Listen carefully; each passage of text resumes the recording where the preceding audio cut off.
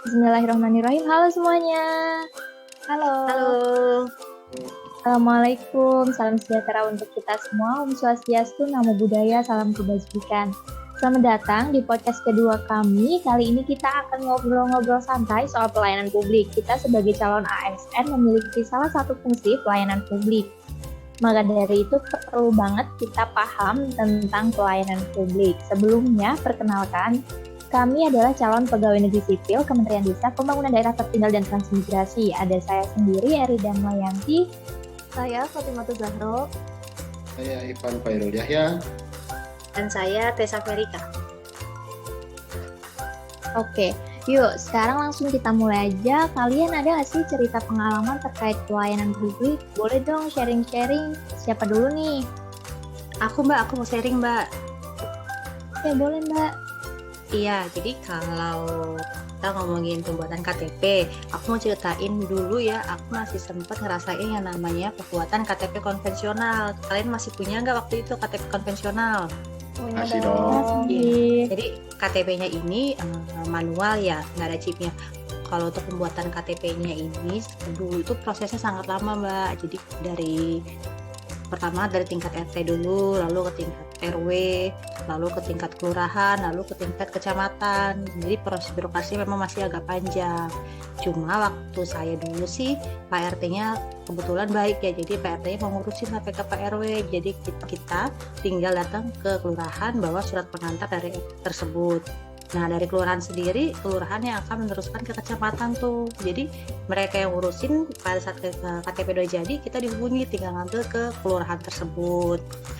Nah, waktunya sih memang lebih singkat ya, cuma memang kita zaman dulu kita kayak ngasih uang tips atau uang bensin lah istilahnya untuk pegawai kelurahannya untuk ngurus ke kecamatan. Seperti itu kalau saya dulu Mbak. Kalau Mas Ivan masih ngerasain nggak buat KTP konvensional? Masih dong. Cuma sebenarnya mirip-mirip sih. Cuman bedanya sih kalau tempat saya jalan sendiri.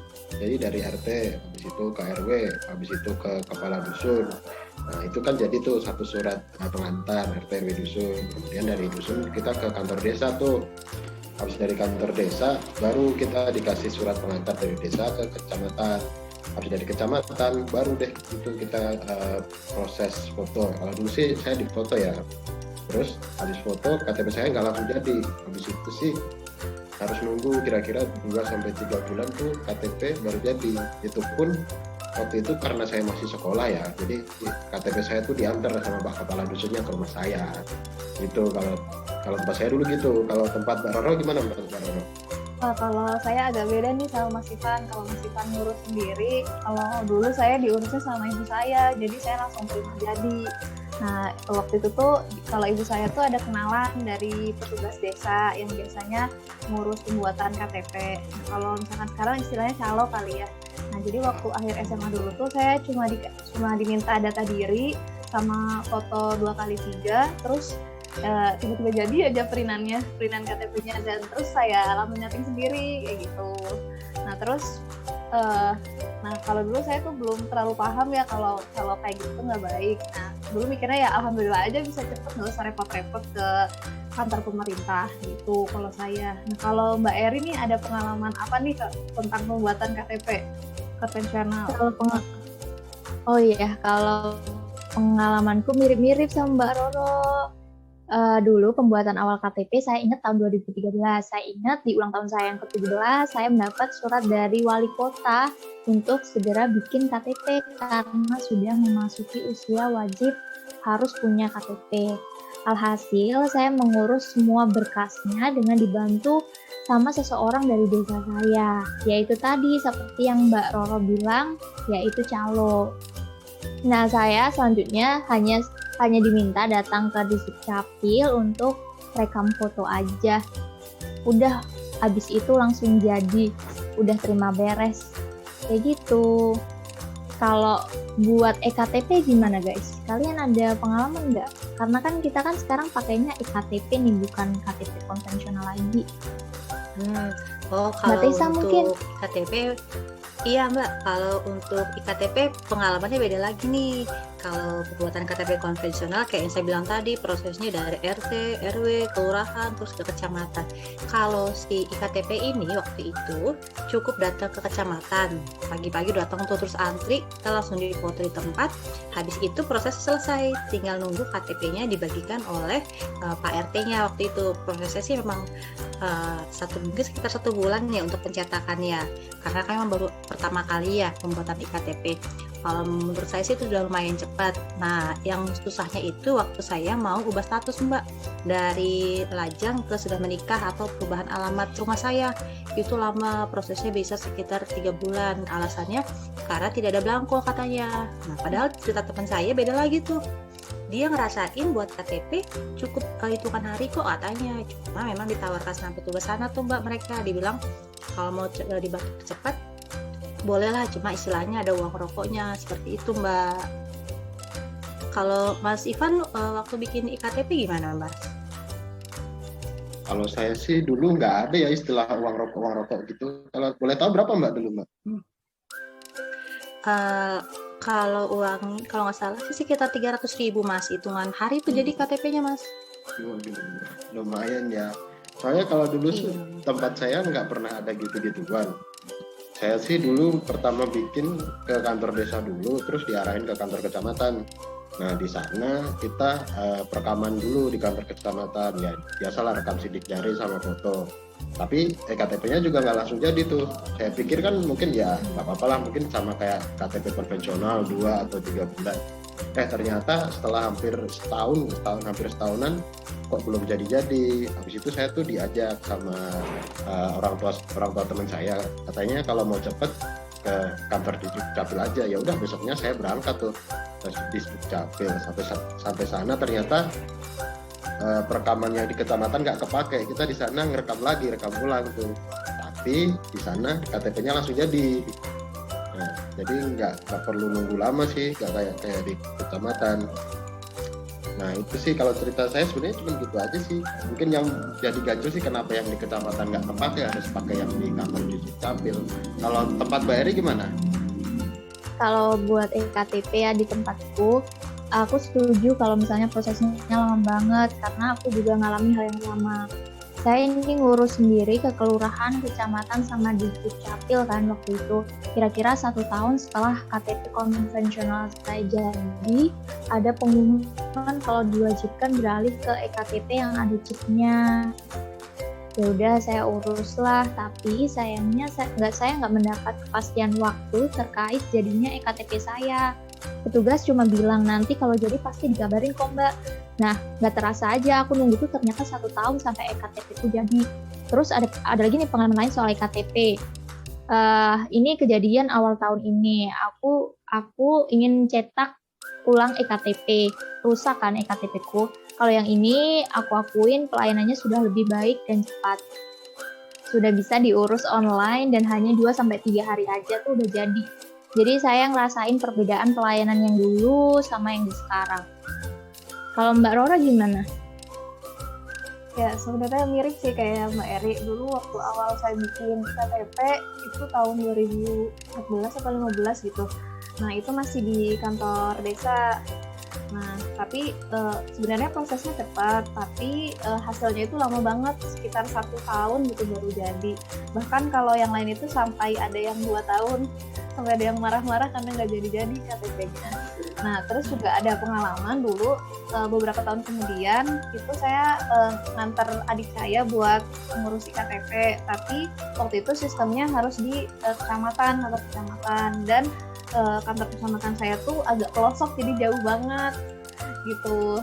Dan waktu itu tuh kayak ada kesalahan data, jadi kami disuruh ke kabupaten. Nah itu prosesnya kayak harus bolak-balik antara kecamatan kabupaten, akhirnya KTP-nya nggak terurus tuh.